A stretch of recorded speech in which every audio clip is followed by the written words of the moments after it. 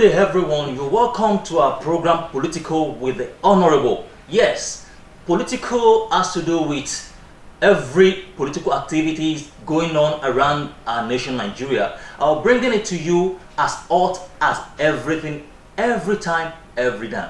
I just want you to glue to the view every time and listen to Political with the Honorable. Yes, on today's topic, we'll be looking at the just concluded presidential primaries of the PDP. Yes, we all know that we are in the midst of our upcoming general election, and just yesterday, the PDP presidential primary election was conducted. So I just want to bring us down to how it all started about PDP. As we all know that PDP as a party is one of the greatest party in Nigeria. So, and everything all started about this zoning of the thing since 1998. We all know that PDP as a party has to do, they are the one that masterminded zoning, and ever since 1998 they have always been about this zoning of the thing. And so far so good, we can see that the zoning has been taking place. It has been going on well and well, not until when our late president Yaradua passed on, and issues start coming up where the Northerners are saying that they have not been able to finish up their 8 years as a president, because we all know how it all started when late Yaradua dies, whereby the ex-president Jonathan had to conclude the tenure and it has to recontest again. So ever since that time, there have always been an issue about the zoning in PDP. Let me quickly just take you down. All these things started again when Atiku wanted to contest for the president under PDP, and they're like, oh, it's not time for the Northerners to come in as the president again. But you know, Atiku starts saying that Yaradua wasn't able to finish up the tenure, and moreover, at this present time, at that time, the APC is always is already growing a strong power. So Atiku was like, the only thing we are after now is winning the election. Let's forget about zoning. And ever since that time, we can see that they have been crossing carpet all over and over and over and over. But that one is just by the way. Let's focus on the just concluded PDP presidential primaries. Yes, the Indigo, they have been talking about that they have been marginalized. So far so good. And we believe that Indigo, they have always been faithful to PDP, even when every other tribe, every other region decided to leave PDP. Indigo, the East, have always been with the PDP, and everybody was like clamoring that okay, this coming election it has to favor Indigo. But at the same time, it was very, very sad when the election takes place yesterday and we see the result. See, when the result came out yesterday, I was asking myself, why is it that the Igbo are crying that they are being marginalized? Now, let's look at how it all plays during the primaries.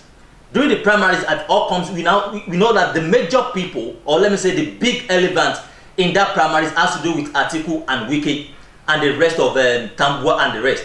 But along the line, the Northerners, they have to have a discussion between themselves, whereby Tambua have to come down for Atiku.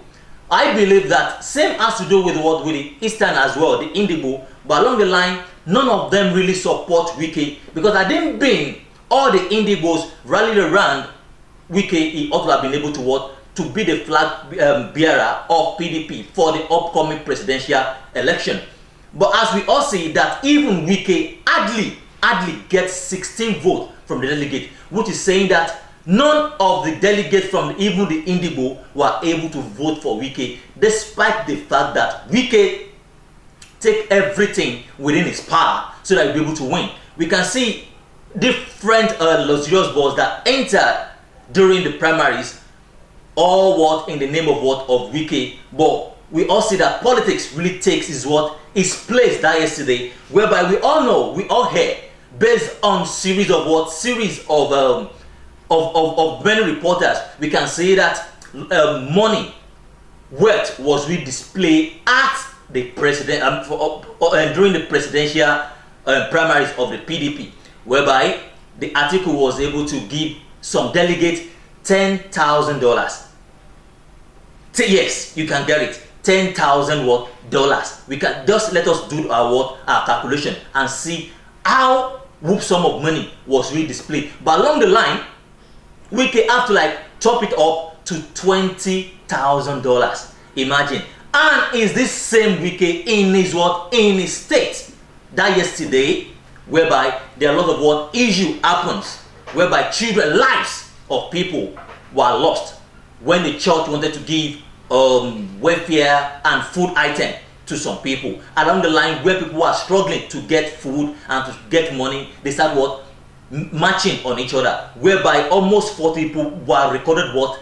Dead that yesterday. And we can see that Wike is over there taking all the resources of the state just to campaign for his presidential election.